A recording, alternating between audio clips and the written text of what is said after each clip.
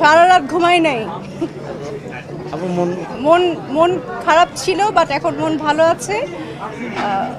কারণ হচ্ছে হার জিত থাকবেই। আর আমার কাছে মনে হয়েছে আমরা হারিনি, কারণ আমাদের জন্য মেসি আমাদের এই জেনারেশনটাকে, এখনকার জেনারেশন হোক আগের জেনারেশন হোক, মেসি একটা নাম দিয়ে গেছে, একটা ব্র্যান্ড মেসি।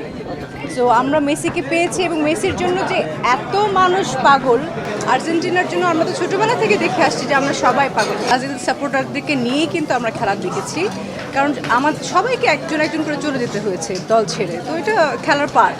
এটা জানতাম তার লাস্ট খেলা, তো সে তো অন্য লিগে খেলবে, ওয়ার্ল্ড কাপ হয়তো বা খেলবে না, তো তাকে তো অন্য খেলা দেখতে পাবো। এটা ঠিক সুন্দর প্রশ্ন। মানে এতক্ষণ খেলা নিয়ে বলছেন, মনে হচ্ছে আমি ফুটবলার নাকি, আমাকে এত প্রশ্ন ফুটবল নিয়ে। না না, আমি দিয়েছি, আমি আর পরে আরেকটা ভিডিও দিয়েছি আমার বান্ধবীর সাথে, আমি ফটোশ্যুট করছি। বান্ধবী আমি তো বানাইনি, বান্ধবী বানিয়েছেন আপনারা, এটা তো আপনাদের দোষ। ওনারা হচ্ছেন, আমি একটা রিসর্টে যাই, সেখানে ওনারা খুবই মজার রান্না করেন এবং আমি খেতে পছন্দ করি। আমি কিচেনে যাই এবং ওনারা কী কী রান্না করেন, তো ওরা বসেই থাকে যে আমি কখন আসবো, আমি রান্নাটা দেখবো। মাঝে মাঝে আমি একটু বলি যে আমি একটু শসা কাটি, একটু লেবু কাটি, বলে হ্যাঁ কাটো। তো ওরা ওরকম করে আন্তরিকভাবেই ওরা আমাকে মানে খুব পছন্দ করে। তো সেখান থেকে বানালো, তারা নাকি আমার বয়সী, আমার বান্ধবী, তারা মানে আপনারাই বানিয়েছেন।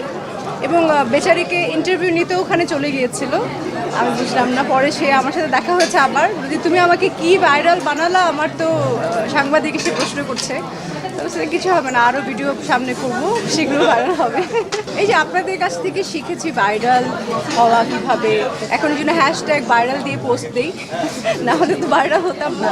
যখন দেখছি যে মানুষ আসলে পছন্দ করছে, একটা ভিডিও মানুষের কাছে পৌঁছে যাচ্ছে, মনের মধ্যে পৌঁছে যাচ্ছে, মিলিয়ন মিলিয়ন ভিউ হচ্ছে, তখনই আসলে জিনিসটা ভাইরাল হয়, না হলে তেমনি ভাইরাল হয় না।